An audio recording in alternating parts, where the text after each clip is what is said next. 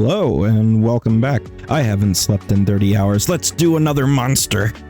For those of you that have not seen my previous videos on this, we are looking at a random monster spun on this wheel from Monster Core, and I'm going to look at it, analyze how it stacks up against the monster building rules, other creatures, and how I think it fits into encounter design, and just my general design analysis and thoughts on the creature.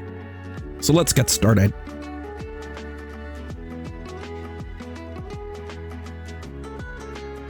We are looking at the Cinder Rat. All right, give me just a moment and we'll take a look at that. Let's remove it from the list. All right, so here we are with the Cinder Rat. Boom, little guy. All right, these oversized rodents are made of smoldering charcoal and elemental fire, and noxious fumes continually bellow from their flaming flesh. Even other fire elementals find Cinder Rats unpleasant and are glad when they're summoned away from the plane of fire. They're common, so they have a standard DC of 18 for their level of 3, using Arcana or Nature, and standard reductions on their lores. They are small, so they're a really big rat. Like, they're the size of a medium to small dog. But not like a tiny dog. And they are fire elementals, not animals, not beasts. And they can be found on Monster Core page 144 if you want to crack your book and follow along. So we're looking at 9 perception with dark vision and smoke vision. And basically they ignore the concealed condition from smoke. And sitting at 9 perception at level 3 is moderate, so they're pretty middle of the road there, but they have specialty visions. While dark vision is incredibly common on creatures, smoke vision is a little rarer, but it's one of the most common, I would say, environmental visions that's available. We've got an acrobatics of 10, stealth of 10, and survival of 9. Those are, let's see, high and moderate respectively. So that's pretty normal. And now let's look at their actual ability score. So 2, 3, 2, -4. So animal level intelligence, just not an animal. Wisdom of 2 and charisma of 0, which is very common for to have a low, mildly negative or mildly positive charisma modifier on animal level intelligence creatures. And we're looking at 5, 4, 3, and 1 being our set values. So we have slightly below moderate, moderate, slightly below moderate, terrible, but makes sense, slightly below moderate, and bad, like below low. So smoke vision, I've mentioned in other videos, is probably the most found specialty vision that allows you to ignore concealment from a particular thing. Sometimes it's just smoke, sometimes it also applies to fire. In this case, it just applies to smoke, so they can't see through fire. Fire can still cause concealment from them. I mean, AC of 18, a fortitude of +9, a reflex of +12, and a will of +6. Let's see how that stands up.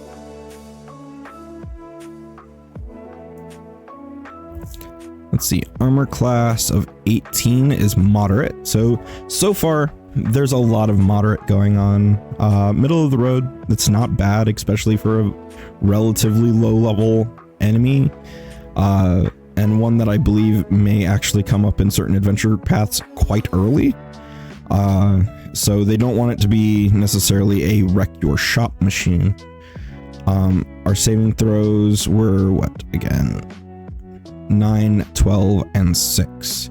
So those are a straight moderate, high, and low. So they are disconnecting from the ability scores, because we had not quite low to low value. excuse me, not quite low to low value matching, so they went by table instead, which is absolutely fine. You can design that way.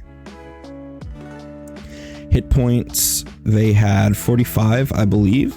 Yes, 45. Immunities to bleed, fire, paralyzed, poison, and sleep. So everything but the fire there, pretty common for most elementals. And then specifically because it's a fire elemental, it's immune to fire. And is weak to both cold and water 5.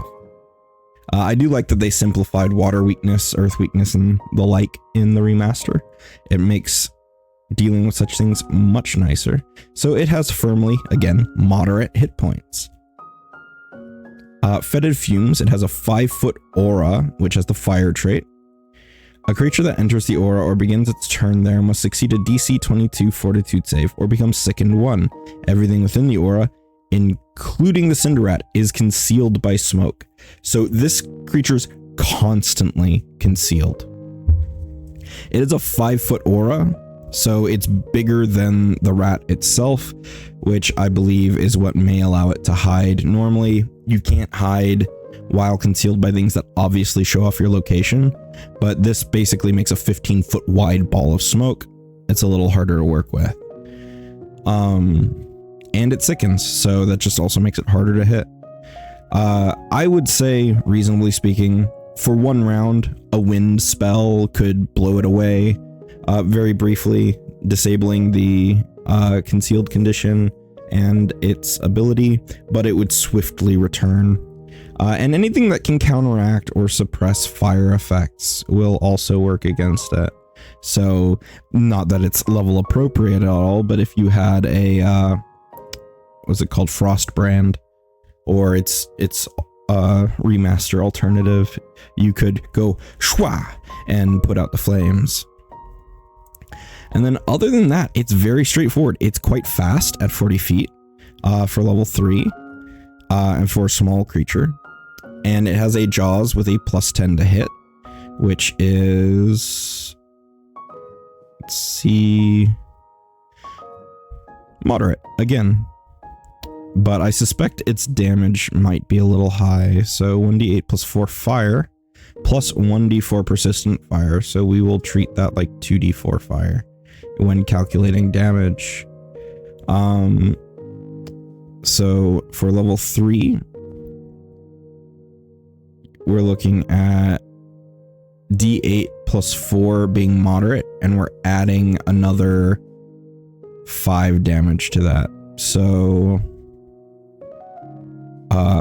on average, so that's actually quite steep. So you're looking at right here, you're looking at 8 average damage, and then here, the best way to consider persistent damage and how it's going to work into your math is to do it twice, or do it 1.5 times. But generally speaking, that's kind of up to you which way you do it. So I'm gonna go, I normally go with the 1.5, but I'm gonna go with the twice here because that actually makes the math a little easier, and we will be looking at this being 5 damage effectively, so 2d4 average.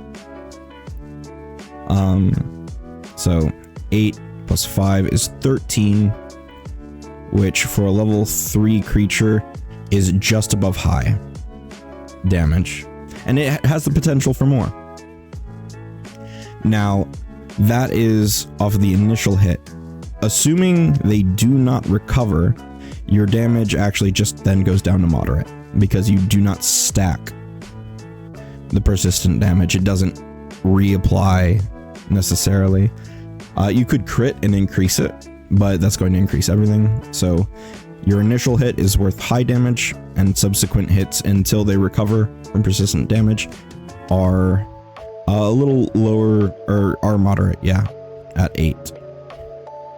So this creature is pretty moderate down the board, which means it's likely meant to be fought on level or slightly above level, as a attainable boss early on, maybe even at level 1 or level 2 by itself, or at level 2 or 3 as a lieutenant's or small group creature. Its weaknesses to cold and water make it quite vulnerable. You can shred through it very easily, utilizing those weaknesses if you have access to them, but it doesn't have any major resistances either, so you can just wail on it straightforwardly, which is good for a low-level creature. But altogether, a fairly simple creature, straightforward, not overcomplicated, and fits well with any elementally themed campaign, easy to summon, and easy to work with. So let me know what you think of the Cinder Rat. Comment, like, subscribe, all that cool stuff, and I will see you next time. Peace.